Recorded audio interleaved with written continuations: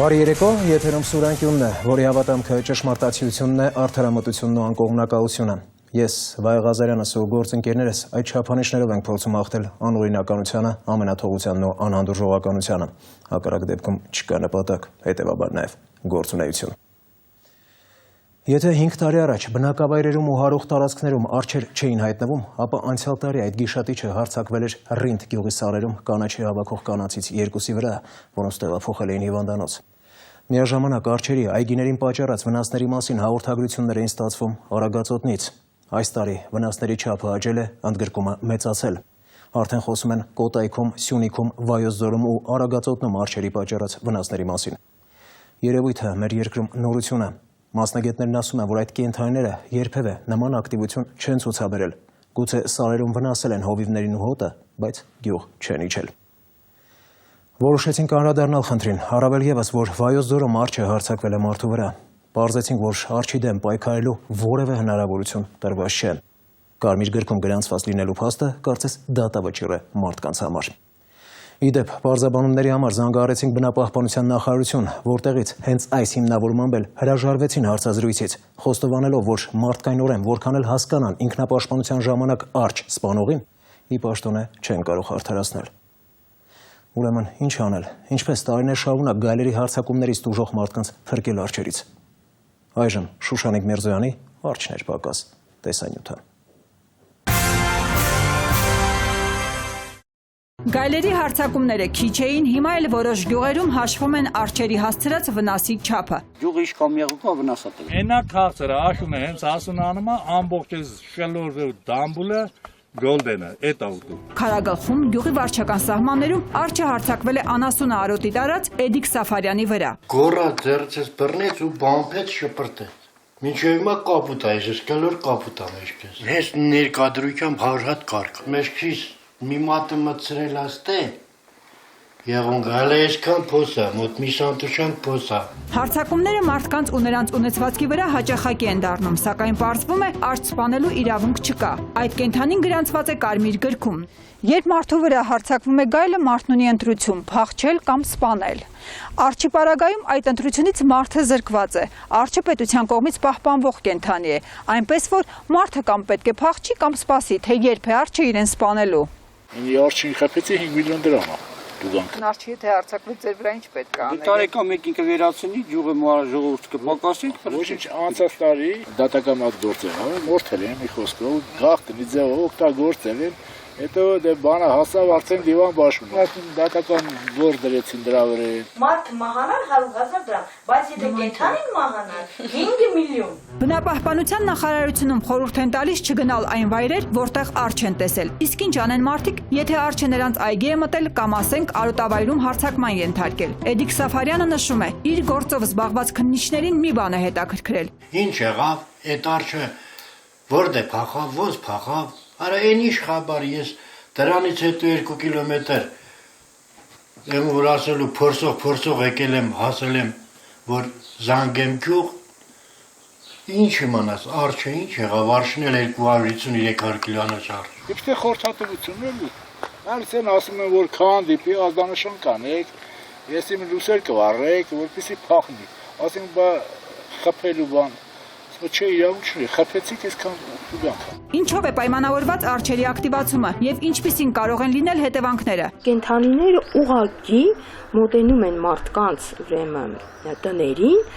գեր հայթայթելու համար։ Բնապահպանը անհասկանալի է որակում բնապահպանության նախարարության պաշտոնական տեսակետը, թե իրավիճակին միջամտելու լծակներ եւ իրավունք չունի։ Պետությունը պիտի սատար կանգնի, այլ ոչ թե կանգնի ու ասի, գիտես ինչ կա, չես կրակում եւ վերջ։ Հա մենք ասում ենք, այո, կարմիր գրքային տեսակ է, այնպես չստացվի ու ես ասում եմ կրակեք արջերի վրա։ Չէ, բայց պետությունը պիտի ինքը միջոցառումներ անի։ Այդ մարդկանց ուղակի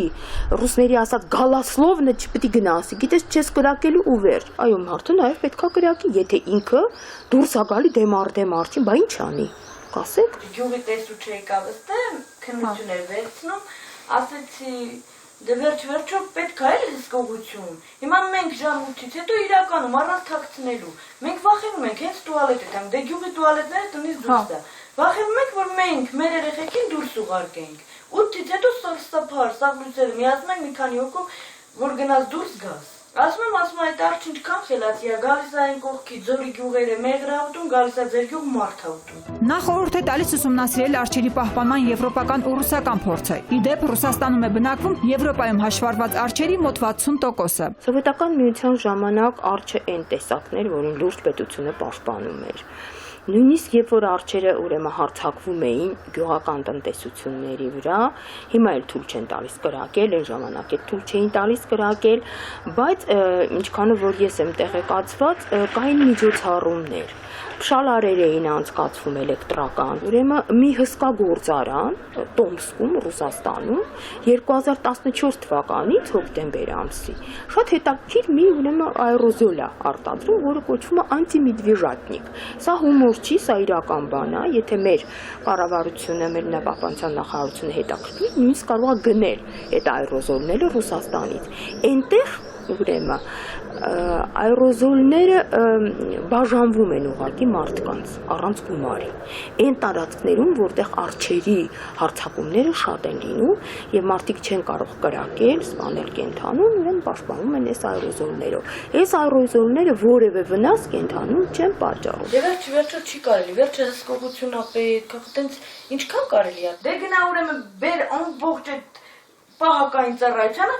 տենց ամբողջ գյուղի տարածքը հսկի։ Հսկի գյուղի տարածքը թող չմտնի գյուղ։ Բա մարդկանց ապրուստի միջոց է տանասունն այդ մեղուն է։ Հայաստանում արջերի թվի հաշվառում վերջին անգամ կատարվել է խորհրդային տարիներին։ Չեն կատարվել բնակավայրեր կամ մարդկանց կենսամիջավայր արջերի մուտքը կանխարգելելու միջոցառումներ։ Մասնագետը վստահ է, չեն էլ կատարվի, քանի դեռ բնապահպանության նախարարությունը հիմնական գործառույթների շարքից բացառում է բնություն-մարդ հարաբերությունների կարգավորումը։ Շուշանիկ Միրզոյան, Գառնիկ Սիրեկանյան, Սուրանկյուն։ Պաշտոնյաները այս կամ այն բարեփոխումը հիմնավորելիս հաճախ մատնանշում են միջազգային, որոշ դեպքերում էլ ԱՊՀ երկրների փորձը։ Ռուսաստանում մայրական կապիտալ կոչվող պետական աջակցության շրջանակում երկրորդ եւ ավելի երեխա ունենալու դեպքում տրվում է 450,000 ռուբլի, մոտ $8,000։ Ավելի քան 1 տարի է մեր հանրապետությունում գործում է կառավարության որոշումը, որով սահմանված է երեխայի ծննդյան միանվագ նպաստի չափը։ Ըստ այդմ, երրորդ եւ չորրորդ երեխայի ծնվելու դեպքում տրամադրվում է 1 միլիոն, 5-րդ եւ յուրաքանչյուր հաջորդ երեխայի դեպքում 1.5 միլիոն դրամ միանվագ նպաստ։ Ընտանիքին տրվում է նշված գումարից 500,000-ը, երրորդ եւ չորրորդ երեխայի ծննդյան դեպքում մնացած 500,000-ը, 5-րդ եւ յուրաքանչյուր հաջորդի դեպքում 1 միլիոնը մուտքագրվում է բանկում բացված հատուկ հաշվին։ Նշված փոփոխությունները ոլորտի պատասխանատուները մեկնաբանում են ծնելիությունը խրախուսելու հանգամանքով։ Քաղաքացիները սակայն դժգոհում են, որ բավականին սահմանափակ են բանկային հաշվին փոխանցվող գումարը տնօրինելու հնարավորությունները եւ հաշվի առնելով սոցիալական խնդիրներն ու երեխայի խնամքի դժվարությունները, նաեւ այն, որ գումարը մեծ չէ, լավ կլիներ, որ ամբողջությամբ արձարընտրվեր։ Ներկայացնում եմ Սոնա Դանիելյանի ամբողջի եւ միանգամից անդրադարձը։ 1 միլիոն դրամ երրորդ եւ չորրորդ, 1.5 միլիոն դրամ 5 եւ ավելի երեխաների համար։ Սա կառավարության սահմանած երեխայի միանվագ ծննդյան նպաստի չափն է։ Մինչդեռ շատ մայրեր պնդում են, որ սա բավարար չէ ծնելիությունը խրախուսելու համար։ Հուլիսի 1-ին ծնված այս փոքրիկը ընտանիքի երրորդ երեխան է։ Մոր խոսքերով չէին պլանավորել երրորդն ունենալ, քանի որ երեխա մեծացնելը մեր օրերում չափազանց դժվար է, իսկ աջակցության գումարն էլ անհամաչափ։ Այլ մայրեր էին նշում, որ կառավարության կողմից տրամադրվող անգամ 1 կամ 1.5 միլիոն դրամը բավարար չէ երեխայի խնամքի համար։ Դրա համար էլ շատերը երկրորդ, երրորդ երեխան չեն ուզում ունենալ։ Մի հատ օրորոս, մի հատ եսիմի, մի հատ եսիմի, այդ միլիոնը պրծա։ Միլիոնը այդքան բանջի ինչքան հայրիկը նորմալ աշխատավարձ ունենա, ծնողները նորմալ կարողանան ապահովել իրենց երեխաները, մի միլիոնը պետության պետք է չի։ Նմանատիպ գումարները պետք է լինեն ավելի հաճախակի եւ ավելի շատ, որովհետեւ երեխայի ծախսը 50,000-ով չի բավարարվում։ Բավարար չի, համենայնքում ծախսերը մի քիչ ավելի շատ են դեպալիկների հետ կապված, գիտեք, համ մանկական կերերն համ տակտիվերը, համ հագուստը առհասարակ։ 14 թվականի կենդանի ծնվածների ցուցանիշը կազմել է 43,031 ուրեմն կենդանի ծնունդ, նախորդ տարվա 41,790-ի համար։ Այսինքն գրեթե 1,300 ծնունդով ավելացել են ծնունդների թվականակը 14 թվականին։ 2010 թվականից կայուն նվազող այս ցուցանիշները անցյալ տարի աճ արձանագրեցին, ինչը ցավոք կարճ տևեց։ Ազգային վիճակագրական ծառայության մարդահամարի եւ ժողովրդագրության բաժնի պետ Կարինե Կույումջյանը նշում է, որ ընթացիկ տարվա առաջին եռամսյակում 2014-ի նույն ժամանակահատվածի համեմատ ծնելիությունը նվազել է 1.9%-ով։ 15 թվականին ընդհանուր առմամբ կենդանի ծնունդների թվականակը կազմել է 9452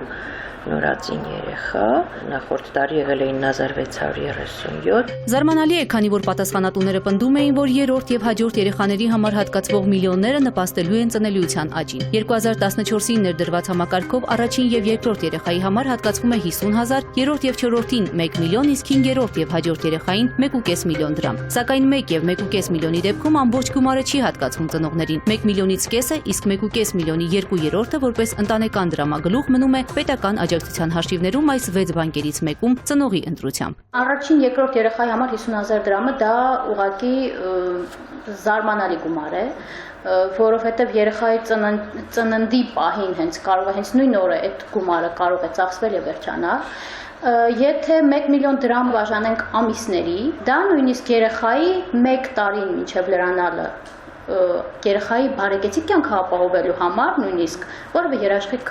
չի կարող տրամադրել։ Դրամագլուխը ծնողը կարող է ծախսել 3 ուղղությամբ՝ բժշկական ապահովագրության, հիպոթեկային վարկ փակելու կամ երեխաների ուսման համար։ Իսկ եթե դրամագլուխը մնում է բանկում, ապա ըստ տվյալ բանկի սահմանած տոկոսադրույքի չափով ավելանում է մինչև երեխայի 18 տարեկան դառնալը։ Եթե մնա չափահասդարվան ժամանակից չկան ու վստահանեմ, որ կտա այդ 500,000։ 500,000 դրամը եթե ծախսվեց երեխայի պրակտիկորեն թե նայենք կյանքի առաջին, երկրորդ, երրորդ ամիսներին, հետագայում երեխայի կաթիփոշի, կեր, հագուստ, հասարակ առաջին անհրաժեշտության իրեր գնելու համար որևէ ուղղություն չկա մնացյալ 500,000-ը ծախսելու համար։ Բավականին բարեկեցիկ ընտանիք պետք է լինես, որ կարողանաս այդ 3 ուղղություններից որևէ մեկով այդ գումարը տնօրինել։ Պետությունը փորձում է որոշակի խրախուսելով այնպիսի ոլորտների վրա ուղղել այդ գումարները, որը կգնա երեխայի կրթություն, առողջապահություն եւ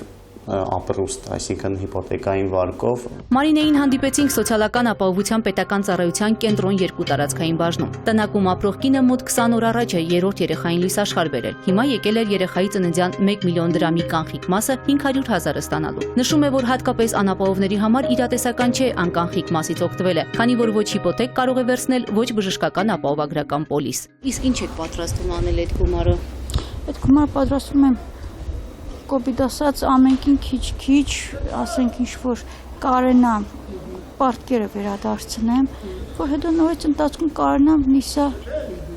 ինչ-որ կերակուրասան ու դա հագուստա նորից մարդիկ ինձ կարենան ընդառաջեն։ Գոնե երեխայի մի տարվա ծախսերը կա հնարավոր կլինի հոգալ։ Դժգոհություններն այսքանով չեն սահմանափակվում։ Բողոքների մեծ մասը վերաբերում է հատկապես պահանջվող թղթաբանությանը, գումարի հատկացման ժամկետներին եւ այլն։ Վերջերս էլ ինֆորմացիայի ազատության կենտրոնի ղեկավար Շուշան Դոյդոյանն էր Facebook-յան իր էջում հրապարակում տարածել, որ իրենից օրենքի պահանջից դուրս փաստաթղթեր են պահանջել, ինչը նրա դիտարկմամբ կաշառք վերցնելու փորձ էր։ Իմ բոլոր պահանջները, խնդրանքը, որպեսզի հիմնավորի, թե ինչի համար պիտի ներկայացնեմ, օրինակ, մյուս բալիկների անձնագրերը, որևէ հիմնավորում այդպես էլ ես չստացա։ Ինչի պիտի դու գնաս եւ այդ ցանկը փաստաթղթերի քարտուղարու ուղեղի մեջ լինի մենակ։ Այդ ցանկերը պետքա փակցված լինեն գտնվելու վայրերում, որպեսզի որևէ կամայական մեկնաբանություն այդ ցանկերի որևէ աշխատակցի կողմից չլինի։ Մեր եղած 2 տարածքային կենտրոններից միայն մեկում էր պատին փակցված անհրաժեշտ փաստաթղթերի ցանկը, այն էլ հավանաբար Շուշանի պահանջից հետո։ Համակարգի ներդրումից ի վեր որպես ընտանեկան դրամագլուխ բանկերի հաշվեհամարներին է փոխանցվել շուրջ 4.5 միլիարդ դրամ։ Դե այս գումարներից քանի ծնող է փորձել օգտվել, ինչ նպատակով եւ հատկապես որ բանկից պարզել չհաջողվեց։ Պատասխանատու մարմնում վստահեցրին, որ վերլուծությունների եւ հաշվետվությունների ամփոփումից հետո համապատասխան տեղեկատվություն կտրամադրեն։ 2014 թվականին նշանակել ենք առաջին եւ երկրորդ երեխայի համար 27783 անձի համար, երրորդ եւ չորրորդ երեխայի համար 5734 անձի համար 5-րդ եւ հաջորդ երեխայի համար 223 անձի համար։ Ծնելիության ցուցանիշների եւ ըստ հաջորդականության ծնունդների թվային վերլուծությունը ցույց է տալիս, որ 2003-ից 2013 թվականներին աճել է երրորդ, սակայն նվազել 4-րդ եւ հաջորդ երեխաների ծնունդների թիվը։ 4-րդ երեխաները մի քիչ 1000-ին մոտ են եղել, հետո նվազել են մինչև 850։ 5-րդ եւ բարձր, ասենք, եղել են 500 եւ մի քիչ ավելի նվազել են մինչև 340։ Պաշտոնական վիճակագրությունը ցույց է տալիս, որ առավել մեծ թվականակ է կազմում բազմազավակ ընտանիքները, որոնք գտնվում են սոցիալապես շատ ծանր դրության մեջ։ Կառավարությունն ընդամենը վերջերս է սահմանել բազմազավակ ընտանիք հասկացությունը։ Դա 4 եւ ավելի երեխա ունեցող ընտանիքն է, որի համար օրենսդրությամբ սահմանվել են որոշակի արտոնություններ։ Առաջին մեքենայի գույքահարկի եւ եկամտահարկի 50% նվազեցում եւ արտոնյալ պայմաններ անշարժ գույք ձեռք բերելիս։ 7000 ընտանիք ըստ պաշտոնական վիճակագրության գտնվում է ծառայ աղքատության շեմին։ Ինչ է կարծում, քանիսը այդ 7000 ընտանիքներից կարող են իրենց թույլ տալ օգտվել այդ արտոնություններից։ Կառավարության գործողություններն առավել նպատակային կլինեին, եթե օրինակ 5-րդ կամ ավելի երեխա ունենալիս պետությունն ընտանիքին բնակարան հատկացներ կամ բարձր լեռնային ու սահմանամերձ գոտիների ընտանիքներին ոչ թե հիպոթեկային վարկը մարելու համար ինչ-որ արտոնյալ պայմաններ սահմաներ, այլ գյուղմեքենա տրամադրեր։ Այդ դեպքում գուցե մարդիկ ձգտեին 3-ից ավելի երեխա ունենալ, իսկ պետությունն էլ ժողովրդագրական խնդիր չէր ունենա։ Սոնա Դանիելյան, Գառնիկ Սիրեկանյան, Սուրանկյուն։ Խեղված ճակատագրեր էջի նախորդ թողարկման հերոսը տասնամյա Արամը միշտ փորձել է հուսահատությունը, վախն ու վիրավորանքները հաղթահարել հանուն հիվանդ մոր ու քրոջ։ Օրվացը հայթայթել է տարբեր վայրերում, ծաղիկ հավաքելով ու վաճառելով, իսկ երբ չի ստացվել, ինքն իրեն դատապարտել է մոր ու քրոջ սովածոր անցկացնելու համար։ Ինչպես եւ սպասում ենք, բարի մարդկանց արձագանքը չուշացավ։ Օգնեցին նախ բարոյապես, ֆինանսապես, չուշացավ նաև հոգևոր սնունդը։ Հիմա Արամը ծաղիկ վաճառելու կարիք չի ունենա։ Նրան շրջապատել են մարդիկ, որոնք ընտանիքի կողքը կանգնելու պատրաստակամություն են հայտնել։ Իրավի, երանություն է օգնելը եւ անեծք օգնության սպասելը։ Տղան թերևս կարևորի ուսումը, ընթերցանությունը, լրացնի մանկության կորսված տարիները, հակառակ դեպքում նորից կայտնվի կոտրած տաշտակի առաջ։ Այդ իմաստով օգնող ուղղորդող է պետք։ Առանց ուսումի Արամի ապագան մշուշոտ է, ինչքան կարելի է ծաղիկ վաճառել։ Ներկայացնում եմ Տաթև Մեսրոպյանի բարերարության ուժով գոտ է պնդված տեսանյութը։ Տասնամյա ծաղկավաճառ Արամի պատմությունը շատ սրտեր է հուզել, հատկապես այն հանգամանքը, որ նրան հաճախ ծաղրում են ու ծեծում ծաղիկ վաճառելիս։ Երբ պատմեցինք, որ շատերը ոչ միայն նյութական օգնություն էին առաջարկում, այլև ցանկանում էին ծաղիկ վաճառելիս նրա կողքին կանգնել, որպիսի մարդիկ չնեղացնեն, որոշվեց Արամի հետ հանդիպել այն վայրում, որտեղ հաճախ ծաղիկ է վաճառում եւ ծաղրի արժանանում։ Այդ քայլով ցույց տալով, որ նա այլևս մենակ չէ, Արամը սիրով ընդունեց մեր առաջարկը, բայց դատարկաձեռն չէր եկել, ծաղիկներ էր բերել, բայց ոչ թե վաճառելու, այլ նվիրելու բարերարներին եւ անցորդներին, խոստանալով, որ այսուհետև ծաղիկները միայն նվիրելու է։ Անցորդներն արդեն ճանաչում էին տղային եւ հուզմունքով ընդունում նվերը։ Արամը նաեւ արժանացավ Երևանի քաղաքապետ Տարոն Մարգարյանի ուշադրությանը։ Շատ ուրախացանք, երբ քաղաքապետի նախաձեռնությամբ Արամենց տանը հանդիպեցինք նոր վարչական շրջանի ներկայացուցիչներին։ Շրջանի ղեկավար Արմեն Ուլիխանյանը տղային համակարգիչ էր ուղարկել նվերներ եւ ոչ միայն։ Նվիրում ենք համակարգիչ եւ սնունդ ու վստահ եղեք, հավատացած եղեք, որ մենք մշտապես ձեր կողքին ենք, պատրաստ ենք օգնելու եւ աջակցելու ցանկացած հարցում։ Դուք միայնակ չեք։ Վարչական շրջանի ղեկավարի կողմից մենք կարող ենք Արամիկին ընդգրկել դպրոցականների ճամբար, Ծաղկաձորի աղբյուր ճամբարում 20-օրյա հանգիստ անցկացնելու։ Նախորդ այցի ընթացքում Արամի ընտանիքի անդամների հոգում խռովք կար։ Այս անգամ խաղաղված էին։ Պարզվեց, որ նրանց առաջին հյուրը եղել է Նորք Մարաշ Սուրբ Աստվածածին եկեղեցու հոգևոր հովիվ Տեր Զաքարիա Քահանա Ավետիսյանը եւ հաջողվել էր զրույցներով ու աղոթքներով խաղաղեցնել նրանց։ Նաեւ նյութական եւ դրամական օգնություն էր ցուցաբերել։ Դրամականը այդքան բան չէր, ինչքան որ հոգևոր այդ հանգստությունը մեր համար ավելի ապահովեց մեր հանգստությունը, քան թե դրամականը։ Ուրախությամբ ցանկանում ենք նշել, որ Արամն աշխատելու կարիք այլևս չի ունենա, քանի որ Արարատ բանկի գործադիր մարմինը նրան վերցնում է իր հովանավորության ներքո։ Ավելին արդեն դրամական օգնություն են փոխանցել։ Իմ երեխեքն ընկճված էին ու ամեն ինչից զրկված, շատ նեղություններ են տեսել, Հիմա Արարատ բանկը իր հովանավորության տակ որ վերցրեցի մեր երեխեքին, ես հաշվում եմ որպես ծնող տերություն են անելու։ Իսկ Արդա բարեգործական կազմակերպությունը նորոգելու եւ կահավորելու է նրանց բնակարանը, որ նորմալ պայմաններում ապրեն։ Շնորհակալություն եմ հայտնում Արդա բարեգործական հիմնադրամին, որ կարողացավ մեզ աջակցել խոհանոցը, սանհանգույցը կարգի բերելու համար։ 2 տարի շարունակ մեր կարիքավոր ընտանիքների կողքին կանգնած ու նրանց կենցաղը թեթևացնող Վեգա խանութների ցանցը այս ընտանիքին լվացքի մեքենա եւ դրամական օգնություն փոխանցեց։ Ես ունեմ առողջական վատ վիճակ, հնարավոր չէր ձեռքով լվանալը, շատ շնորհակալություն եմ հայտնում, որ հասան իմ նեղորին։ Օգնություն մանկատներին հիմնադրամի հիմնադիր Դերենիկ Փաթյանը եւս դրամական օգնություններ ուղարկել։ Ձեր ընտանիքը յուրահատուկ է, քանի որ ազատամարտիկի ընտանիք է։ Եվ ես չեմ համարում, որ սրանով մենք օգնություն ենք տրամադրում, այլ վերադարձնում ենք մեր պարտքը։ Եվ այս գումարը ես ուզում եմ հանձնել հազարավոր քաղաքացիների կողմից, որոնք մասնակցել են հանգանակություններին Երևան Սիթիների սուպերմարկետների ցանցի խանութներում եւ մետրոպոլիտենում տեղադրված արկղերում գումար գցելով։ Զուզու ընկերությունն էլ իր արտադրատեսակները պատկերող կերպարներով, քաղցրավենիքով եւ ըմպելիքով հացի համար կռիվ տվող փոքրերի առօրյան քաղցրացրեց, ինչպես միշտ նաեւ գումարով օգնեց։ Այդ ընկճվածությունը ու հիասթափվածությունը պիտի վերանա քո միջից, որովհետեւ դու պիտի լինես պարկ ու ուժեղ, ինչ որ արել ես դու, չրանի քո տարիքի ոչ մի մանուկ։ Երևան Սիթի խանութների ցանցի ղեկավարությունն էլ գումար փոխանցեց, որ պարտքերը մարեն եւ հանգիստ խղճով ապրեն։ Ցանկանանք, որ այսուհետ մեր օգնությունների հիման վրա մի փոքր ձեր երեխաների կյանքը փորձեք ավելի հետաքրքիր դարձնել։ Քաղցից հյուծված այս փոքրերի համար Արզնի տոհմային տնտեսության տնօրինությունն իր առողջ եւ համեղ կատնամթերքից ու մսամթերքից էր բերել։ Ձեզ ու ձեր բալիկների մաղթում եմ առողջություն ու Աստված թող ձեզ այնքան ուժ տա, որ կարողանաք հաղթահարել ձեր բոլոր խնդիրները։ Բարի Սամարացի ընկերության ներկայացուցիչը իրականություն դարձրեց նաև Արամի երազանքը, նրան աուդիո փլեյեր նվիրեց։ Ընտանիքի մորը խոհանոցային պարագաներ, գազօջախ եւ իրենց մեծաքանակ համեղ արտադրատեսակներից։ Ես ցանկանում եմ, որպեսզի դուք հպարտ լինեք, որովհետեւ դուք հերոսի զավակներ եք, դուք միշտ ուրախ եղեք, երջանիկ եղեք եւ նեղությունից երբեք մի վախեցեք, որովհետեւ նեղ են դուրը ու ներված կեն ճանապարհը, որ դեպի կյանք է տանում։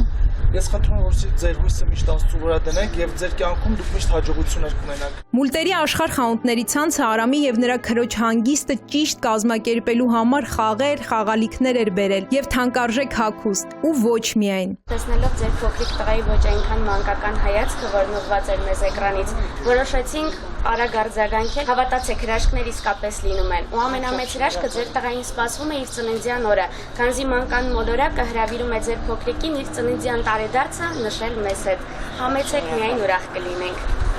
Հերմինե Սարգսյանը փոքրերին Դիլիջանում հանգստանալու առաջարկ արեց։ Ընտանիքի բոլոր անդամների համար նաև գեղեցիկ հագուստներ, սպիտակեղեն եւ այլ նվերներ էր բերել։ Տեսնելով ձեր ընտանիքի պատմությունը մեծ ոչ թե խղճահարություն զգացի, այլ հուզվեցի հպարտությամբ, քանի որ դու ազատամարտիկ հոր արժանի զավակն ես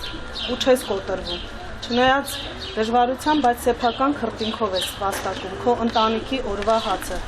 Զոհված ազատամարտիկների ընտանիքների նկատմամբ ամեն մեկը սպարք ունենք կատարելու։ Վալենտին տաքսի ծառայությունը մեր կարիքավոր ընտանիքների սպասված հյուրերից է, որը մշտապես օգնում է սննդամթերքով եւ գումարով։ Նոր էջ կլի Արամի համար։ Շատ շնորհակալություն տնօրինության եւ աշխատողներին։ Մեր բարեկամների Ծաղորիկ ընկերության համեղ արտադրատեսակների եւ ըմպելիքների շնորհիվ Արամի ընտանիքը երկար ժամանակ սննդամթերքի խնդիր չի ունենա։ Ասում տղամարդ ես, որտեվ կարողանում ես սպայել քո ընտանիքը։ Քչերը կան այս կյանքում, որ կարողանում են ընտանիքի հոգսերը վերցնել իրենց վրա։ Քեզ անհոգ մանկություն ու ձեր ընտանիքին բարեկեցիկ ապագա։ Ընկճված չես։ Օրան բարեգործական հասարակական կազմակերպությունը եւս այս փոքրերին վերցնում է իր մշտական հոգացության ներքո։ Ղևոնդը եւ Ստեփանը իրականություն դարձրեցին Արամի մյուս երազանքը, նրան թանկարժեք հեռախոս նվիրեցին։ Անանուն բարերարներն առաջիկայում են հեռախոս եւ այլ նվերներ տանելու։ Տաքսու վարորդ Էդգարը, Ադամյանները, Փաշինյանները գումար փոխանցեցին։ Գնունի շինանյութի տոնավաճառի ցանցերի աշխարհ խանութների ցանցի տնօրինությունը եւս դրամական օգնություն փոխանցեց, որ Արամը մի երազանք եւս իրականացնի։ Մոսկվայից Արմեն Գրիգորյանը Հայաստանում հանգստացող դուստրերի միջոցով եւս դրամական օգնություն փոխանցեց։ Ամերիկայի Միացյալ Նահանգներից եւս շատ էին օգնությունները։ Երևանաբնակ փոքրիկ Նորայրը նվերներով լիքը պայուսակ էր ուղարկել Արամին։ Իսկ այս փոքրիկ գեղեցկուհին Աննան հաղորդումը դիտելուց հետո հորը խնդրել էր դրամով օգնել եւ անձամբ տեղ հասցրեց։ Արայիկը ինչպես միշտ լավաշ էր բերել, բարերարները շատ էին, բայց նախընտրում էին կադրից դուրս մնալ։ Ուզում եմ շնորհակալություն հայտնեմ Նիվեա գազམ་ակերպությանը, տնօրենին եւ աշխատողներին, որ աջակցեցին մեզ օգնություն ցուցաբերեցին։ Իմ երեխեքի հոգսերը թեթևացնելով եւ խաղալիքներով եւ դրամականով եւ սնունդով նրանք ապահովեցին։ Շատ շնորհակալություն եմ հայտնում բոլորից։ Իմ երեխեն արդեն տանն է լինելու, չի մտածելու մի կտոր հացի համար դուրսը թափառի։ Բումբումիկի հերոսները, որ նվերներից զատ 3 տարի շարունակ անմոռանալի պահեր ու ժպիտներ են նվիրում մեր հերոսներին, մանկությունից զրկված Արամին ու քրոջը եւս անմոռանալի պահեր պարգևեցին։ Բայց ներկաների ուրախությունը կրկնապատկվեց, երբ տեղեկացանք, որ Բումբումիկի սիրված հերոսները միասին ճանապարհ անցնելու ընթացքում սիրահարվել եւ նշանադրվել են։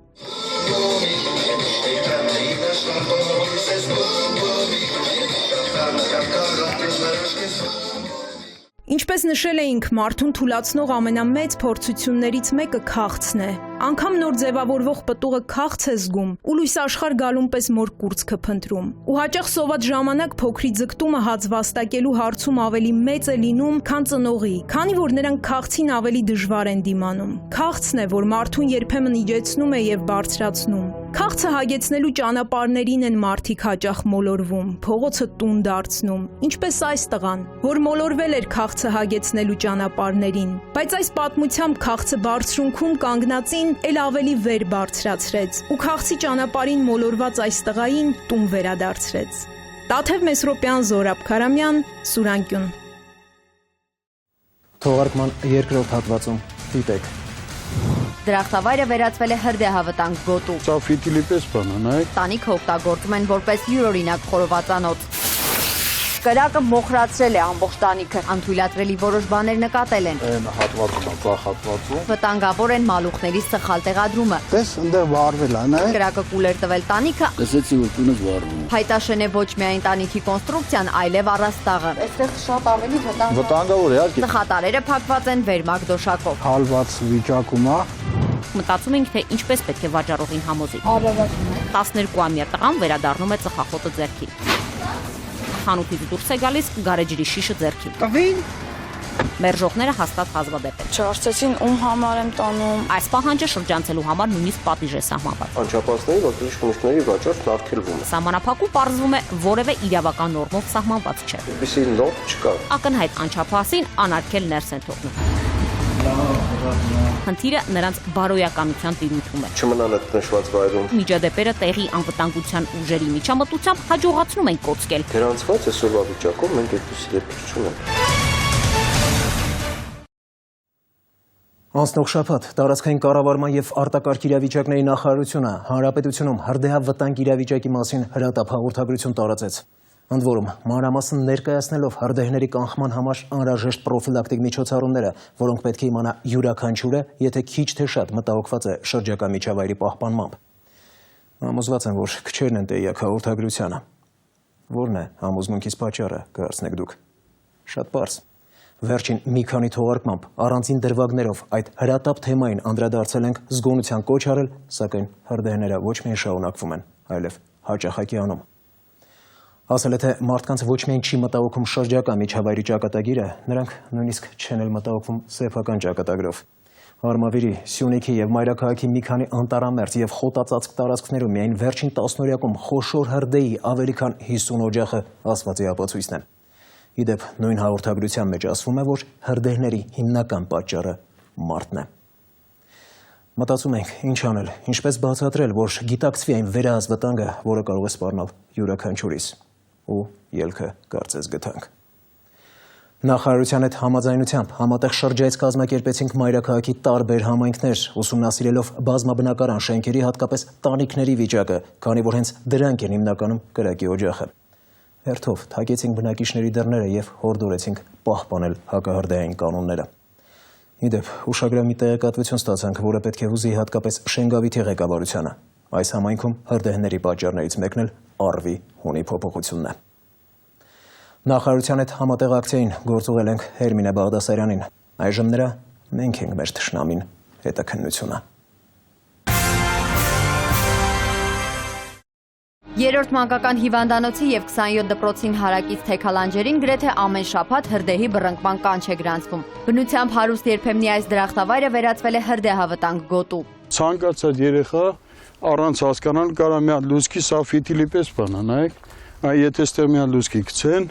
այս ամբողջ ձորը բոցերի մեջ կվառվի։ Այն նոր են վառել, այ ես երեք եկել եմ չի եղել, 4-5 մեքենայով դեպք է եղել, եկել են հազիվ մարել են։ Այնտեղ այրում էր, կանչեցին, հրշեջները ձայները գալիս է, որ տեղ չկար, անգամ տարածք չկար, որ իջնեն։ Փակված է ճանապարհները։ Մեքենաները չեն կարողանում իջնել, որ հանգցնեն։ Տեղի 55 տարվա բնակիչ Աշոտ Հովհաննիսյանը երանությամբ է հիշում կանաչապատ հատվածները։ Հիմա մտահոգված է, տարածքն անապատանում է։ Մոտ 10 տարի է գետառից սնվող առվի հունը փոխվել է տարածքում կառուցապատման պատճառով։ Եթե այստեղից այսին ջուրը իջնում էր, այս առվակը նայեք, այնտեղից սնվող։ Սենց իջնում էր մինչև ներքև։ Վարկապետի բնապահպանության վարչություն ենք լինել։ Մալացիա հիվանդանոցի հետևի ջրօգտագործողների միություն Ընդեղից իրանց գլխավոր ինժեներն եկավ, ասեց, ես ծանոթ եմ այս տարածքին, կօգնեմ կանենք ու էլ չի եկել։ Թեքալանջերը մոխրանալուց փրկել նստելը այնքան էլ դժվար չէ, բայց սեփական ուժերով էլ հնարավոր չէ։ Այս ջրնայք ինչ քանակի ջուր է գնում անտեղի։ Այստեղ է պետք աշխատանք կատարել, որ այս հիմնական ջրից վերցվի, այս առուն լցվի, մնացածն էլ մաքրելը մենք էլ իրանց կօգնենք, եթե կա այդպես բրիգադ օգնեն մենք էլ իրանց հետ որ փրկվի, թե չէ մի տարի, մի 2-3 հրդեհ հետո ստեղ ոչ մի բան չեք գտնել։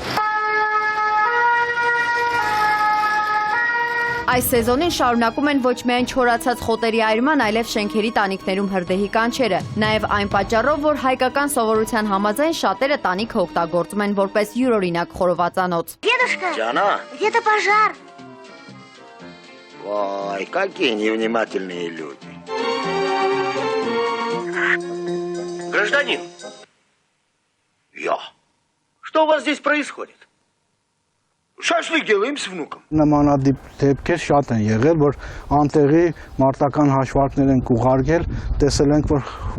խորոված են անում, ոչ թե հրդեհ։ Օրերս կանչ է եղել Բաբայան 22 աշենքից, դեպքի վայր է հասել մարտական 4 հաշվարկ։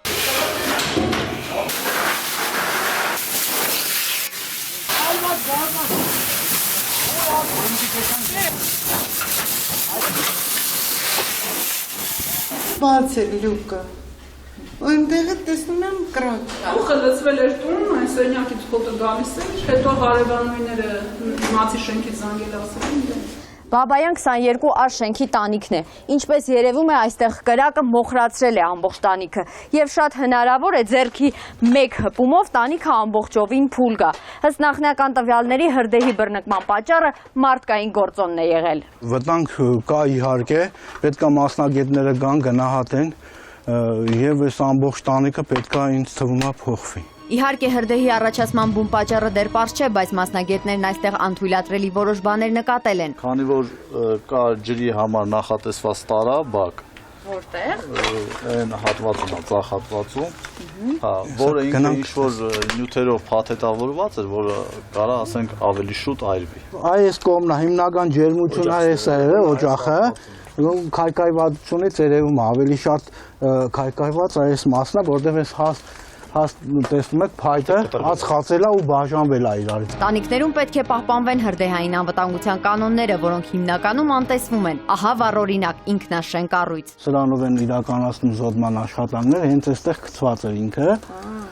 Այսինքն արդեն պարզ է, որ այստեղ զոդման աշխատանքներ եղել են։ Հատկապես նման վեաձև տանիքներում, որոնք փայտյա կոնստրուկցիաներով են, վտանգավոր են մալուխների սխալ տեղադրումը։ Այսպիսի տանիքները նույնիսկ աննշան կայծի դեպքում հեշտությամբ բռնկվում են։ Մալուխների վրայի պատված այդ նյութը, որոնք որ պատվում են, նույնիսկ դրանք են հրդեհավտանգ։ Այսինքն այս վրայի շերտը, հա, վրայի շերտը։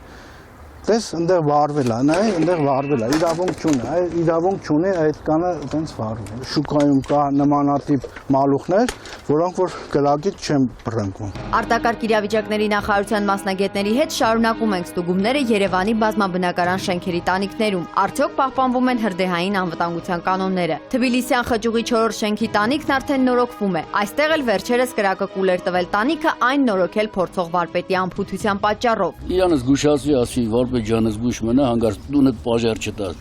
Ինքն էլ ասես 20 տարի այս գործն եմ անում, կարող առաջի անգամ եմ։ Ու ես էլ զգուշացել եմ իջել եմ։ 50 րոպե մի ժամ հետո է արդեն լսեցի որ տունս վառվում է։ Առաջի խախտումը նա է որ այս երկաթի տանիքի վրա չի կարելի նման աշխատանք կատարել։ Հա,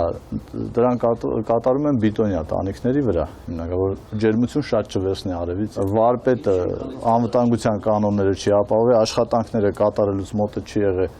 ասենք ջուր, աշխատելա մենակ, օգտագործելա բաց կրակ։ Բանն այն է, որ նման տանիքները կրկնակի վտանգավոր են, քանի որ փայտաշեն է ոչ միայն տանիքի կոնստրուկցիան, այլև առաստաղը։ Հիմա այս գերանները, որ մենք տեսնում ենք, սա արդեն առաստաղն է։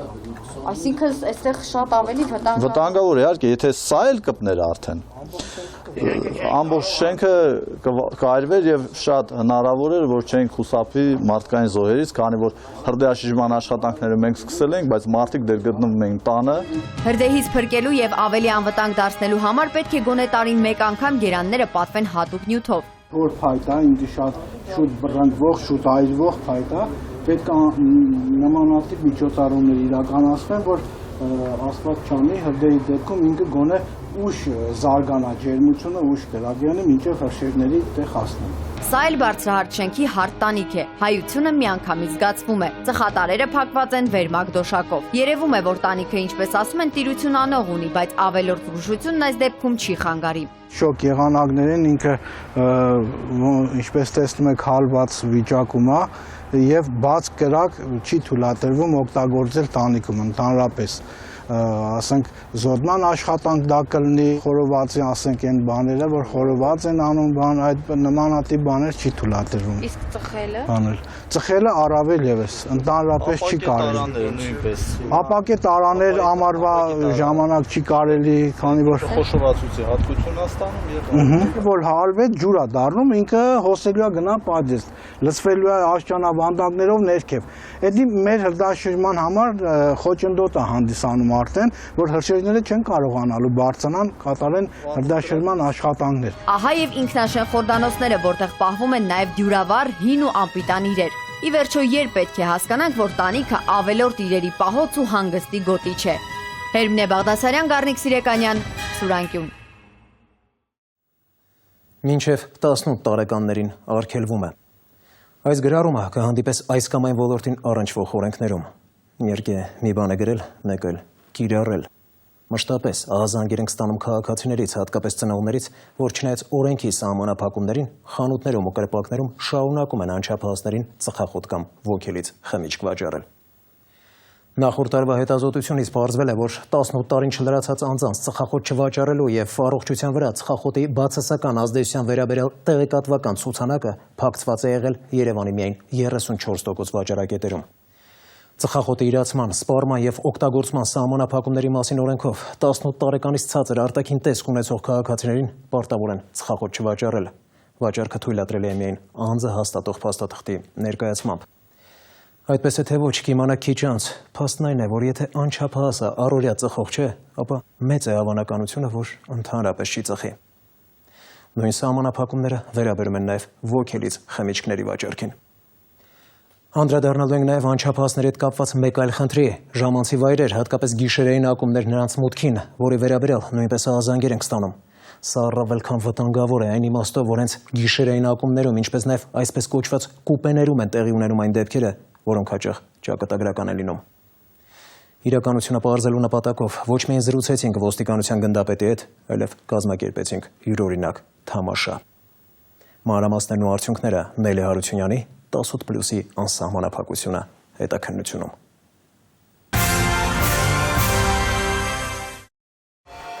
Տիգրանը 12 տարեկան է, վստահեցում է, որ երբևէ չի փորձել ծխել եւ ծխախոտ գնելու առիթ չի ունեցել։ Տիգրանի օգնությամբ մտադիր էինք պարզել, արդյոք խանութներում, առևտրի սրահներում ծխախոտ եւ ալկոհոլային խմիչք անչափահասներին վաճառում են թե ոչ։ Ի սկզբանե հակված էինք կարծելու, որ փորձը չի հաջողվելու, նույնիսկ մտածում էինք, թե ինչպես պետք է վաճառողին համոզի։ Սակայն գործնականում ամեն ինչ սպասվածից էլ հեշտ ու սահուն ստացվեց։ Ահա Տիգրանը մտնում է խանութ ծխախոտ գնելու։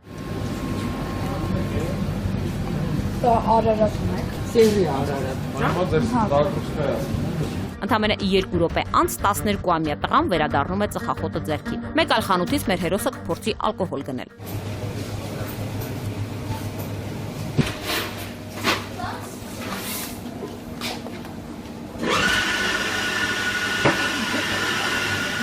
Եվ նորից փորձը հաջողված է։ Տիգրանը խանութից դուրս է գալիս գարեջրի շիշը ձեռքին։ Տվին Նկարահանված խանութները եզակի չեն, ծխախոտ եւ ոգելից խմիչք անչափահասները կարող են գնել համարյա ցանկացած առևտրի կետից։ Մերժողները հաստատ հազվադեպ են։ Երբ որ ես մտա խանութ, ոչ մեկ ոչ մի հարց չտվեց, երբ առա սիգարետ կամ պիվա։ Նրանք չհարցեցին ում համար եմ տանում, ում պետք է, ես եմ խմելու, թե ես եմ ծխելու։ Այսպեսով պարզաբան ենք ծխախոտի իրացման, սպառման եւ օգտագործման սահմանափակումների մասին օրենքը սահմանում է, որ արգելվում է մինչև 18 տարին լրացած անձանց ծխախոտ վաճառելը։ Օրենքի այս պահանջը շրջանցելու համար նույնիսկ պատիժ է սահմանված։ Ուսումնասիրության համաձայն Հայաստանում 13-ից 15 տարեկանների 3.5, իսկ 16-ից բարձրների 27%-ը ծխում է, ընդ որում անկախ սեռից։ Եվ սա դեռ 3 տարվա վաղեմության տվյալներ են։ Հիմա կանխարգելման մասին։ Ծխախոտ եւ ոգելից խմիչք վաճառել ցանկացող յուրաքանչյուր մանր ու մեծ առևտրի կետ դրա համար նախատեսված լիցենզիան ստանում է տեղական ինքնակառավարման մարմնից։ Նաեւ պարտավորվում է փակցնել մինչև 18 տարեկաններին դրանց վաճառքն արգելող գրառում։ Սակայն մի շարք խանութներ մեր շրջայցի ընթացքում նման ցուցանակներ այդպես էլ չհայտնաբերեցին։ Որ կառույցն է դրա վերահսկողն ու պատասխանատվության ենթարկողը օրենքով հստակեցված չէ։ Ոստիկանության անչափահասների խնդիրներով զբաղվող վարչությունը պարբերաբար նախաձեռնում է այցելություններ, ոչ խանութներ, ժամանցի վայրեր եւ զգուշացնում ծխախոտի եւ ոգելից խմիչքի վաճառքի սահմանափակումների մասին։ Նախորդ տարի մեր վարչության եւ մյուս ծառայությունների միջոցով շրջայցեր կազմակերպվեցին եւ տեղերում տեղադրվեցին վահանակներ, որ անչափահասների ոգելից խմիչքների վաճառքն արգելվում է։ Բայց դա ռեալ է մանավանդ ժամանցի վայրում, եթե սահմանափակում լինի։ Միևնույն է կարող է անչափահասը չափահասի հետ լինել եւ չափահասն է մոտենում այդ նույն ծխախոտը կամ խմիչքը գտնել։ Չի բացառվում։ Չի բացառվում։ Չի բացառվում։ Բայց այստեղ չէ, պաշտպանելը վարչական օրենսգրքում կա նախատեսված եւ գրական օրենսգրքում էլ կան պատասխանատվություն այն անձին, չափահաս անձին, որը կարող է անչափահասին հասնել հարբած վիճակի։ Իդեպ ժամանցի վայրերի մասին։ Բար, ակումբ, կարաոկե, գիշերային ակումբ, հոթել, մոթելները, որ հանդիպում են ամեն քայլի, իրենց հյուրընկալ դռները սիրով բացում են բոլորի առաջ։ Տարիքային սահմանափակում պարզվում է որևէ իրավական նորմով սահմանված չէ։ Կոնկրետ սահմանում, որ սահմանափակում լինի, տարիքային սահմանափակում կամ ժամային սահմանափակում լինի, այդպիսի նորմ չկա։ Իսկն այցելությունները արգելող կամ սահմանափակումներ նախատեսող նորմեր գոյություն չունեն։ Ժամանցի տարատեսակ վայրերում, այսպես ասած, face control իրականացնողները իհարկե ուշի-ուշով տնտղում են այցելուներին, բայց անձնագիր երբևէ բնականաբար չեն պահանջում եւ ակնհայտ անչափահասին անարգել ներս են թողնում։ Ոստիկանության հույսն էլ օբյեկտի այդ պահապանների աչալրջությունն է։ 16-ամյա Լիլիթի օգնությամբ փորձեցինք պարզել ժամանցի վայրերում անչափահասի նկատմամբ աչալրջության աստիճանը։ Լիլիթն ու Սարգիսը մտնում են բար, որտեղ նրանց սիրով ուղեկցում են հարմարավետ առանձնասենյակ։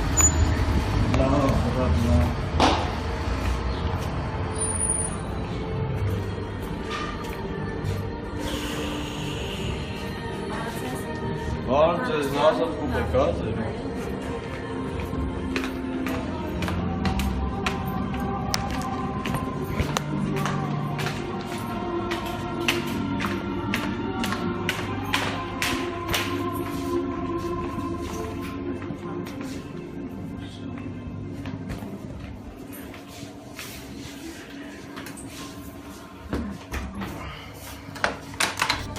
Նույնպիսի հյուրընկալություն զույգը հանդիպեց ժամանցի մեկ այլ վայրում ևս։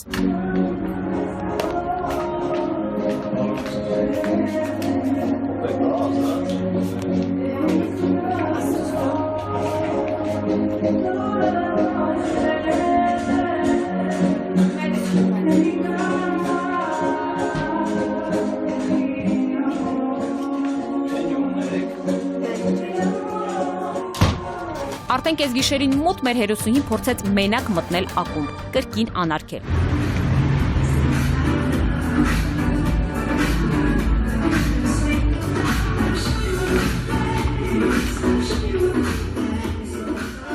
Ժամանցի վայրերին մեղադրել իրավիճակի համար վստահաբար հնարավոր չէ, քանի որ օրենքով սահմանված արգելքներ չկան։ Հետևաբար խնդիրը նրանց բարոյականության տիրույթում է։ Ոստիկանության գործողությունները ժամանակ առ ժամանակ կրում են զուտ կանխարգելիչ բնույթ։ Այցելությունների ժամանակ հնարավորինս երեխաներին բացատրվում, անչափահասներին բացատրվում է, որ ուշ ժամերին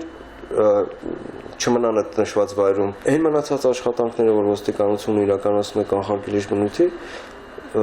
ես չեմ ասում դրանք 100%-անոց արդյունք են տալիս այս պահին, բայց մեկ երեխայի էլ, երկուսի էլ, անչափահասի էլ ինչ-որ ձևի ազդեցություն, եթե ունենա այդ իրականացված աշխատանքները, ուրեմն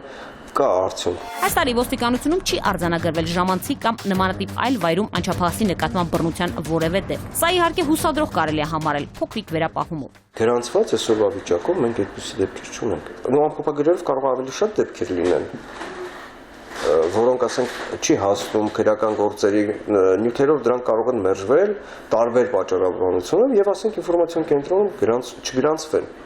չգրանցվեն այն առիթով, քանի որ չեն հանդիսացել հանցագործություն կամ վարչական իրավախախտում չեն առաջացրել։ Գործնականում հանգստի եւ ժամանցի վայրերում միջադեպերը տեղի անվտանգության ուժերի միջամտությամբ հաջողացնում են կոծկել գործը բողոքի կամ պատասխանատվության չհասցնելու համար։ Սա էլ թերևս դեպքեր չունենալու հիմնավորումն է։ Պատկանշական է, որ օրինակ Ռուսաստանի Դաշնությունում վերջերս ուժի մեջ է մտել հստակ սահմանափակում։ Ոչ թե այս կամ այն վայր այցելության, այլ ավելի ռադիկալ։ Ժամը 23:00-ից սկսած անչափահասներին առհասարակ արգելվում է դրսում գտնվել։ Գուցե Հայաստանում էլ արժե կիրառել։ Նելի Հարությունյան, Զոհրաբ Քարամյան, Սուրանկյուն։ Կհանդիպենք քիչ անց։ Ինչ մեղք ունի Էս Ջերյանը, որ հայտնվել է 28-ամյա Հայկ Քոչարովի ձեռքը։ 4 վիրավոր Շումախերներ էլի։ Տղա ջան, ո դու փորձանք չես։ Բան չասեցի։ Այո, նավթալինի հոտ է գալիս։ Կարամ Բաղրամյանի եկա Պողոտան փակեն, ինքը խիչի կարա որ։ Ջալները կեսգիշերնանց ինչ-որ տեղից են գալուց եղել։ Ցավոք հրաշ տեղի չունեցավ։ Դեպքից 10 օր անց Կարինե Բաբաջանյանը մահացավ։ Ազատելամա, եթե մանր կոպեկն էր։ Այդ օրը նրանցից մեկի ծննդյան օրն էր, իսկ մյուսի հոր մահվան տարելիցը։ Երկու ընտանիք որփացրեցի։ 3 հոգի տեղում մահացան։ 6 ամսական 4 փայը տեղում մահացել էր, չէ՞։ Հանցագործ աշխարհի միջամտության եւ չգիտեմ էլի ինչի արդյունք լրիվ զառանցանքներ։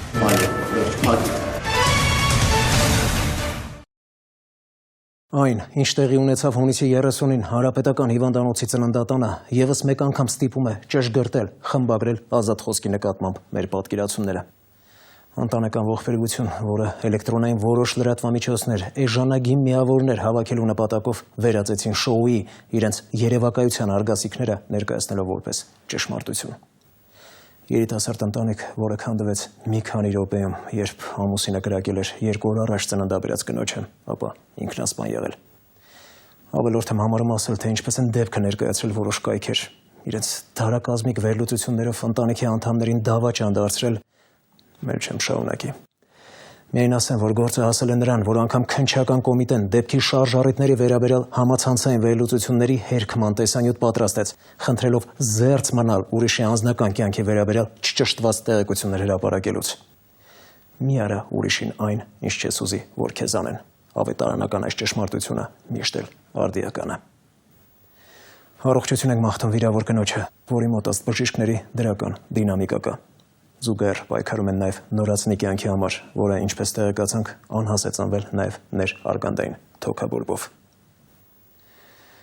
Երևան-Իջևան ավտոճանապարհին հունիսի 27-ին տեղի ունեցածը սարսափեցրեց ոչ միայն մասշտաբով, այլև որոշ հանգամանքներով, որոնք այլ կերպ քան ճակատագրական զուգադիպություն չես անվանի։ Խոսքը ողբերգական ելքով պատահարի մասին է, երբ ավտոբուսը դուրս է եկել հանդիպակաց գոտի եւ բախվել գազ 24-ին, ինչի հետևանքով վերջինը, այսպես ասեմ, ճզմվել է եւ ավտոբուսի հետ հայտնվել Զորակում։ 24-ի մեջ եղել են հորեղբոր որդիներ 24-ամյա Արամ Պետրոսյանն ու 27-ամյա Հարություն Պետրոսյանը։ Երկուսն էլ մահացել են։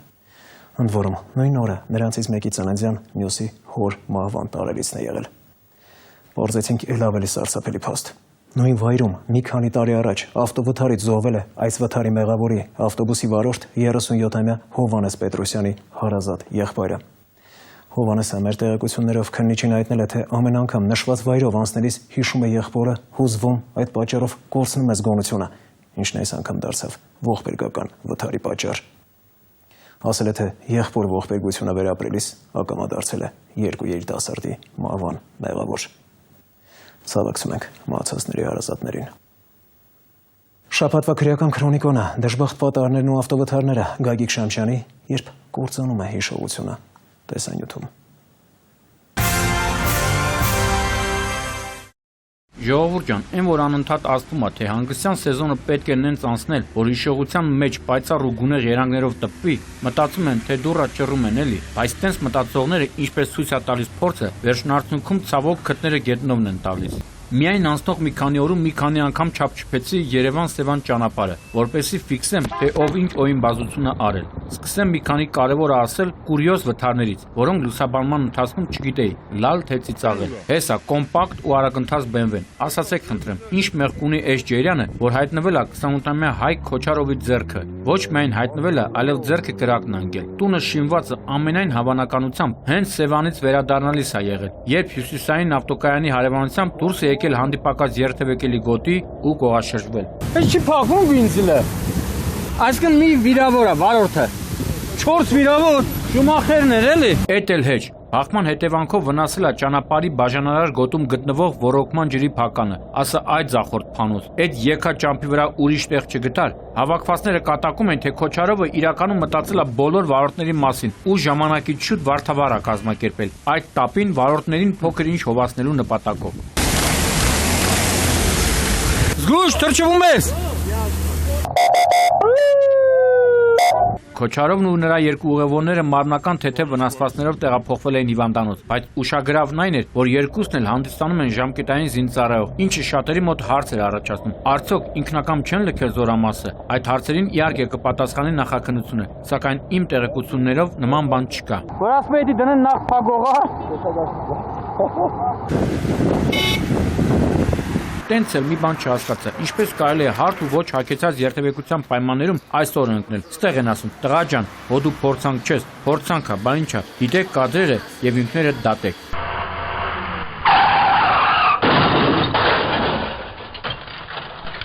Հիշում եք Պիեր Ռեշարի մասնակցությամբ Նևեզուչեի ֆիլմը, ոչ մի տարբերություն, ու առաջարկում եմ նման մի հայկական ֆիլմ նկարանել ու գլխավոր հերոսի դերը տալ 25-ամյա Գևորգ Կուլիկյանին։ Տեսակ, թե ինչպես առավոտ կանուխ Դավիթ բեկ փողոցում մեծ արագությամբ Մերսեդեսով դուրս եկավ երթևեկելի գոտուց, բախվեց գազատարի հենասյուներին եւ երկաթե վանդակաճաղերին, տապալեց գազի հաշվիչները եւ գլխի վրա շրջվելով բախվեց ծաղկի խանութի պատին։ Մաքուր կասկածյորական հնար, որ անգամ Շումախերը կնախանձեր։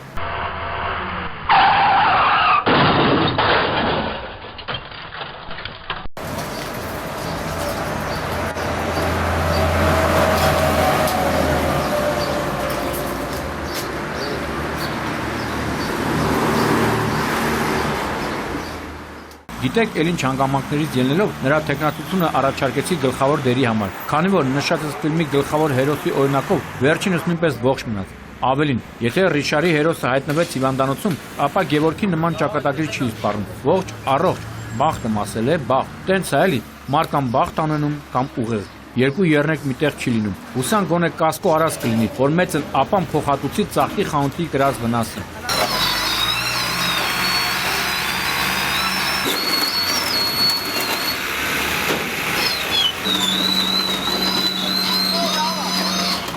Բան չասեցի, այո, նավթալինի հոտ է գալիս, բայց միաժամանակ հաճելի հիշողություններ պահորեցին այս շուռ եկած երազին նայելիս։ Հե գիտի հին ու բարի ժամանակներ, բայց այս ժամանակն էլ անխնա առաջ է գնում ու մոռացության մատնում այն լուսավոր հույսը, թե Հայաստանը երբևէ կդառնա մեքենաշինության տիտան։ Այդ մտքի հետ ոչ մի կերպ չի հաշտվում նախկին սովետաշենցի, այժմ Նուբարաշեն վարչական շրջանի բնակիչ 28-ամյա Հովանես Կոստանյանը, որը արագընթաց ճանապարհին արտասահմանյան արագընթաց մեքենաների շրջապատում վեհորեն վարել է օրանժ երազը։ Ավաղ ժամանակը իր խոսքն ասել է։ Այդ բախման տեղն է էլի։ Այսինքն բախվել աստե ու ցած կողա շրջվելով։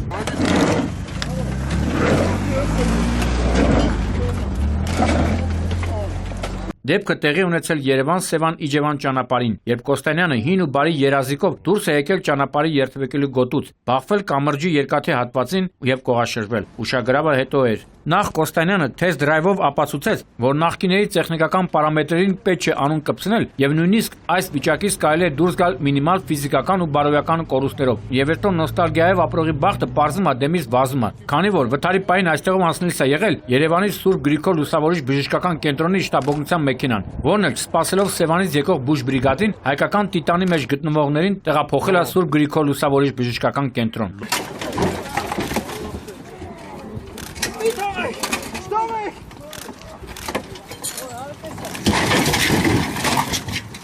Իսկ հիվանդանոցում բացի Վարդուց հայտնվել են նաև նրա ուղևորները՝ 29-ամյա եւ 20-ամյա Շիրազ եւ Մետաքսիա Վարդանյանները, որոնք քույր ու եղբայր են։ Ինչպես արդեն հասկացաք, նրանց կյանքին վտանգ չի սպառնում։ Ինձ թվում է, երազի կյանքին էլ վտանգ չի սպառնում, քանի որ օպերատիվորեն ժամանած հրշեջ փրկարանները հոգացին այդ մասին։ Ու ինչ հոգում էին, մեկ էլ բախվեցին երազի ճակատագրով մտահոգ մի քիչ էլ հետաքրքրասեր երկու Մերսեդեսները։ Ստեր են ասում է, որ չնայեք, ձեզի պետք է արտանեմ, մի ապան այնքան տանի բերի։ Բարեբախտաբար այս դեպքում նույնիսկ վիրավոր չկար, բայց սա ավելորդ հետաքրքրասիրության պատժի հավելյալ վկայություն էր։ Երկու Մերսեդեսներն վարել են երիտասարդներ, 20 եւ 21 տարեկան ու հավանաբար հենց ժայռությունն է պատճառը, որ չեն ընկալել։ Շատ իմանաս, շուտ կծերանաս ասվածի ճշմարտացիությունը։ Հերթական անգամ կոչ, նման դեպքերում եթե մածից փուշ անելու ունակություն չունես, արագ անսիր եւ մի ստեղծիր խոչընդոտ մյուս մեքենաների համար։ Կարծում եմ դժվար բան չի հասկանալու համար։ Բայց լավը հրաշք ա եղել, որ չինգ է։ Գիտեմ, հա։ Բախտները բերել է, էլի։ Իա, էս ինչա։ Հա էլի, պարզումը օրերը տաքացել են ու ինչքան հնություն կա դուրս է եկել փողոցներն ու տռասները։ Էս էլ սառույցին գրված Բժեզկայա ավտոմոբիլնայա ֆաբրիկայի վերջին մոհիկանը, որը որոշել էր հաղթական մարշով անցնել հենց մայրաքաղաքի կենտրոնում։ Ինչի՞ չէ որ Կարամ Բաղրամյանի եկա Պողոտան փակեն, ինքը խիչի կարա որ։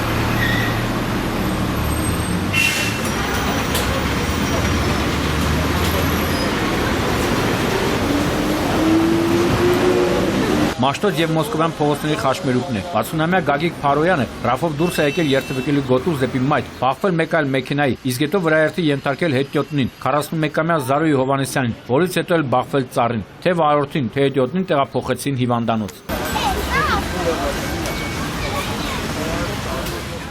Մեր ունեցած տեղեկություններով նրանց կյանքին վտանգ չի սպառնում։ Ուրախալի է, որ երիտասարդներն էլ են սերտում ուրիշի ցավ չի լինում ոսկե կանոնը։ Խոսքը 3 երիտասարդների մասին է, ովքեր առաջինն են հասել օգնության եւ իրենց Մերսեդեսով վիրավորներից մեկին հասել հիվանդանոց։ Նրանք հրաժարվեցին ներկայացնել տվյալները ու երբ հասկացան, որ նկարահանվում են, սուս ու փուս հեռացան։ Հալալա, ինչ վերաբերում է վթարի պատճառներին, ապա ընդհանրապես չեմ զարմանա, եթե պարզի, որ ատկազ են արել արգելակները։ Թանգարանի նմուշա, բա ինչ եք ուզում։ Առհասարակ անցած օրերը վթարային իրավիճակների առումով հատկապես անբարենպաստ էր պաշտպանական համակարգում ընդգրկված աշխատակիցների համար։ Տղեր ջան, զգուշ ու ուզգոն եղեք։ Հայրենիքի պաշտպանությունը կատակ բան չի։ Խնայեք ձեր կյանքը, չէ որ այն միայն ձերը չէ։ Հեսա տեսնում եք Արագածոտնի մարզում ավելի ստույգ Երևան-Վանաձոր ճանապարհին Մուղնի թաղամասում տեղի ունեցած վթարի հետևանքները։ Ախպեր դու էլ գնա հիվանդանոց։ Տոտակ ես չես զգում այտենց։ Այս զրովեցի վարորդն ու ուղևորն են աշխատում պաշտպանության նախարարությունում։ Ինչու եմ խոսում ներկա ժամանակով, քանի որ բարեբախտաբար նրանց կյանքին վտանգ չի սպառնում։ Թեպետ նայելով մեքենային, մի խոսքով թու։ Զրովեցը բախվել էր BMW-ին, որի վարորդին նույնպես տեղափոխեցին հիվանդանոց։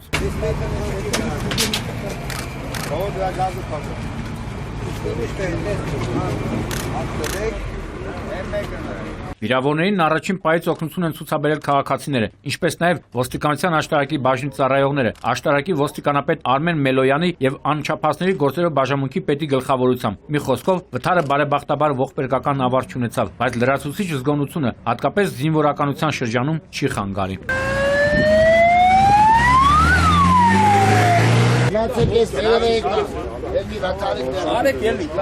Ինչ կներկայացնեն ողբերգական ելքով պատահարները, անդրադառնան վթարների թվով առաջին հորիզոնական զբաղեցնելու լուրջ հայտ ներկայացնող Արարատի մարզին, ավելի ճիշտ այնտեղ տեղի ունեցած հերթական պատահարին, ինչի հետևանքով միանգամից 6 հոգի հայտնվեց հիվանդանոցում։ Դեպքը տեղի ունեցավ հունիսի 30-ին, կեսգիշերն անց։ Խոշոր վթարի մասնակիցներ են BMW-ն ու Hyundai-ը։ Չեմ պնդի, թե տեղի ունեցածում հատկապես ում մեղքն է առավել, դա կպարզի նախաքննությունը, սակայն մի բան ակնհայտ է՝ ունենք արագության գերազանցում։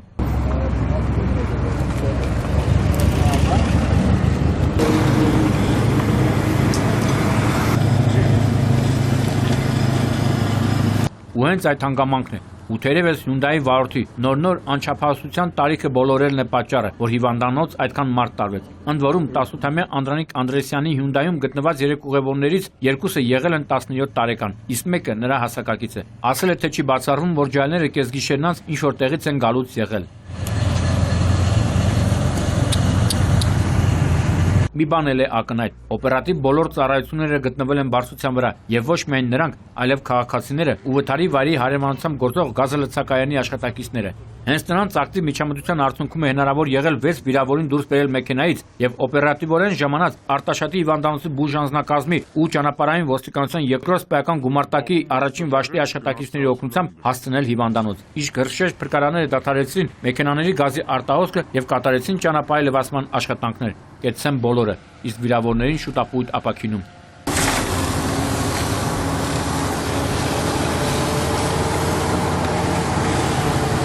Ինչպես նախորդ մի քանի տեսանյութում, այսօր նույնպես ողբերգական երգով պատահարները կազմում են ինձ հատկացված եթերաժամանակի մոտ կեսը։ Ցավոք պետք է արձանագրեմ, որ դրա հիմնական մեղավորը մարդկային գործոնն է։ Նայում է սեստմանկական պայուսակին ու ցավ ապրում։ Մինչդեռ ամեն ինչ առաջին ժամանակահատվածում լավ էր ընթանում։ Լավ ասելով ի նկատի ունեմ այն փաստը, որ այս Opel-ի վարորդ 34-ամյա Կարեն Դոխոլյանի կողմից 60-ամյա Կարենե Բաբաջանյանին վրայերթի ենթարկելուց հետո թվում էր, թե ողբերգական ավարտ չի լինի։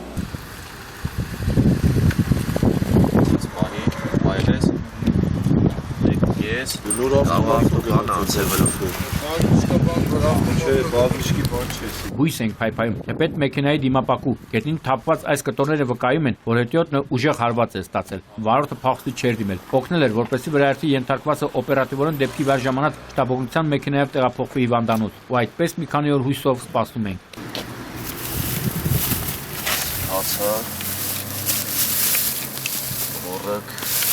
Սակայն ցավոք հրաշք տեղի չունեցավ։ Թեպետ բժիշկները արեցին հնարավորը, սակայն դեպքից 10 օր անց Կարենե Բաբաջանյանը մահացավ։ Հարուցվել է քրեական գործ, հենց որի ընթացքում էլ պարզ կդառնա վրայերթը ծնած պատճառը, մասնավորապես արդյոք հետնյոտը սահմանված վայրով է անցել, արդյոք վարորդը չի գերազանցել արագությունը եւ մի շարք այլ հարցերի պատասխաններ։ Ցավակցում ենք մահացածի հարազատներին։ Ազատելամա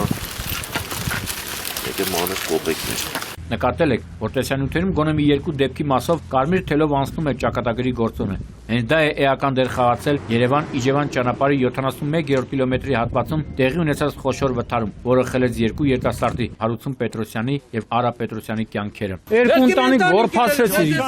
Էսի քիչը։ Հա։ Ինչ արագության եկավ, թռը Դուրս եկե հանդիպակաց։ Կադրերը դիտելիս ամեն ինչ պարզ է դառնում։ Ջարդուխուր եղած 24-ը, հենց որի մեջ էլ եղել են երիտասարդները եւ գրեթե նույն վիճակում գտնվող այս ավտոբուսը, հենց որի վարորդի 37-ամյա Հովանես Պետրոսյանի մեղքով էլ տեղի է ունեցել անդառնալին։ Վերջինս դուրս է եկել հանդիպակաց գոտի եւ մեծ արագությամբ բախվել 24-ին, որից հետո երկու մեքենաներն էլ հայտնվել են Զորակում, գրեթե Սևանա լճի ափին։ Քնելավոնը հա բա ինչա, աշկը կպել է, սրանք փոխանորդ վարորդներ են ունենում, չէր կարա, որ ասում ես ելույթ են ունենում, ասում են ասեցին։ Իսկ հիմա ճակատագրի գործոնի մասին բանն այն է, որ մահացած երիտասարդները հորեղբոր տղաներ են։ Այդ օրը նրանցից մեկի ծննդյան օրն էր, իսկ մյուսի հոր մահվան տարելիցը, ահավորը։ Ու երբ տեղեկացա մյուս ճակատագրական փաստի մասին, Սարսուրը ջանովս անցավ։ Պարզվում է գրեթե նույն տեղում տարիներ առաջ վթարից զոհվել է ավտոբուսի վարորդի հարազատ եղբայրը։ Նա հանդիպակաց գոտի դուրս գալու հանգամանքը բացատրել է հենց այդ փաստով, թե միշտ այդ տեղով անցնելիս ընկնում է հիշողությունների եւ կարոտի գիրկը, սակայն այս անգամ կորցրի նաեւ զգոնությունս։ Հենց դրա բացակայությունն էր երկու երիտասարդի մահվան հիմք դարձավ։ Խոսքերն ավելորդ են։ Սրա չէ։ Հա որտեղ մենա միացած է։ Իսկ հիմա կրկին Արարատի մարզ, ու այս անգամ մի վթարի մասին, որի հետևանքով զոհվեց 3 մարդ։ Չարաբաստիկ քյարքի ոլորաններ, վտանգավոր հատված, որը թե ճանապարհային ոստիկանները, թե վարորդները կնքել են մահվան ոլորաններ անվամբ։ Ոչ մեկը չի շղթի, թե քանիցս ենք անդրադարձել այստեղի պատահարներին, քանիցս ենք ուշադրության կոչ հնչեցրել, բայց ապարդյուն։ Հունիսի 28-ին տեղի ունեցածը չէր տեսնի անգամ ամենասարսափելի երազներում։ Սա այս ավտոները էլ հանում են ինչ անեն։ Երեխեն ինչքան էր։ 6 ամսական 4 երեխա այդ ցավը տանում։ Տեղում մահացել էր, չէ։ Մահացել է սա նատուրետի վրա ազդեց։ Վայ, այս հանգած տեղները։ Քարի խփած արունը։ Այսինքն շպրտված են եղել էլի մեջից։ Հարվածից կոնկրետ չեն կողմնորոշել, բոլորը որտեղից է մեջից։ Opel-ի եւ գազելի բախման հետևանքով երկու ավտոմեքենաներն դուրս էին եկել երթևեկելի գոտուց, բախվել երկաթբետոնե արգելապատնեշներին եւ մոտ 250 մետր գլխիվար գլորվելով հայտնվել ձորում, ապառաշ քարերի վրա։ 3 հոգի տեղում մահացան։ 3 հոգի էլ մարմնական վնասվածքներով տեղափոխվել են Արարատի բժշկական կենտրոն։ Կանեք թող ճանապարհը բացվի։ 3 մահ 4 վիրավոր։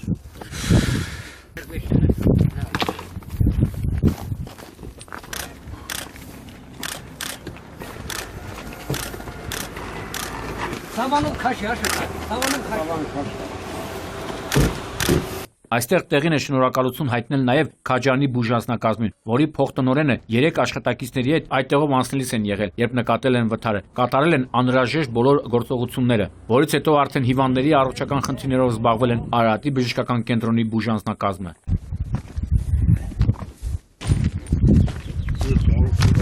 Այսինքն այս գազելան մեկել էս էսեն շուտվաննակ։ Ամենասարսափելին այն էր, որ մահացածները նետված են եղել մեքենաներից։ Նրանց դիերը, այդ թվում մի երեխայի փրկարարները, Քաջարանի բժիշկներն ու քաղաքացիները հայտնաբերել են մեքենաներից բավական մեծ հեռավորության վրա։ Հավաքվածները, այդ թվում քննիչներն ու ճանապարհային ոստիկանները սարսափած էին։ Նման պատկերի վաղուց ականատես չէին եղել։ Պարզեցի, որ օպելը վարել է Արցախի Մարտակերտ քաղաքի բնակիչ 30-ամյա Ռուբեն Աղասյանը, իսկ գազելը Երևանի բնակիչ 44-ամյա Արմեն Գևորգյանը, իսկ վթարի հետևանքով մահացածներ են գազելի վարորդը եւ օպելի ուղևորներ 1.5 տարեկան Դանիել Աղասյանը եւ 56-ամյա Սուսանա Աղասյանը։ Խնդրում ենք, աղաչում, այդ հատվածը ինքը իրենով անիծված է, զգույշ եղեք, առավել եւս, երբ մեքենայում երեխաներ կան։ Կես ժամ, 1 ժամ, 2 ժամ ուշ, բայց անվտանգ հասեք, թե չէ, էս ինչի է նման, մարդու լացն է գալիս։ Սա բալոնները, արա մեղք են կարա, ես քանզով։ Վերջում շաբաթվա ամենաաղմկահարույց դեպքի մասին, որը դարձավ տարատեսակ շահարկումների առիթ, ընտանեկան ողբերգություն, որը որոշ մարդիկ փորձեցին ծառայեցնել ինքնահաստատման համար։ Խոսքը որոշ կայքերի մասին է, որոնք հանրապետական հիվանդանոցի ծննդատան թիվ 407 վճարովի հիվանդասենյակում տեղի ունեցածը որակեցին որպես դավաճանության, հանցագործ աշխարհի միջամտության եւ չգիտեմ էլի ինչի արդյունք, լրիվ զառանցանքներ։ Հիմա հատուկ նրանց համար ու ձեր սիրելի հեռուստադիտող պատմեմ այն, ինչ տեսել եմ։ Այս կադրերը արել եմ դեպքի մասին տեղեկանալուց մոտ կես ժամ անց։ Ահազանգողի տված տեղեկատվությունը ոչնչով չի տարբերվում քննչական ծառայության տրամադրածից։ Ըստ այդմ 33-ամյա Հայկ Վարդանյանը 3 անգամ կրակել է կնոջ 27-ամյա Միլենա Ասատրյանի վրա, այնուհետև ինքնասպան եղել, կրակելով սրտի ուղղությամբ։ Հիվանդանոց հասած Երևանի փոխոստիկանապետ Արտուր Մերաբյանը, Մաշտոցի ոստիկանապետ Դավիթ Սարգսյանը, Դավիթաշեն եւ Աչափնյակ վարչական շրջանների քննչական բաժնի պետը, դատաբժիշկների եւ փորձագետների հետ փորձում էին հասկանալ առեղծվածային դեպքի մանրամասները։ Հայտնաբերեցին կրակված 4 պարկուճ, իսկ ինքնասպան եղածի գրպանից երկրորդ ատրճանակը։ Այսինքն դեպքից 1 օր առաջ նույն հիվանդանոցում առուս զավակ ունեցած տղամարդը կնոջ հիվանդասենյակ է մտել 2 ատրճանակով։ Շահարկումները, թե ինչպես կարող է անարգել զենքով մտնել հիվանդանոց, կարծում եմ այնքան էլ տեղին չէ։ Այդ դեպքում հիվանդանոցների անվտանգության աշխատակիցները մեկ առ մեկ պետք է ստուգեն բոլոր հիվանդներին եւ այցելուներին ու պատկերացնում եմ, թե այդ դեպքում ինչ կգրեն՝ մարդու իրավունքների ոտնահարում, անգամ հիվանդանոցներում մարդիկ հանգիստ չեն եւ այսպես շարունակ։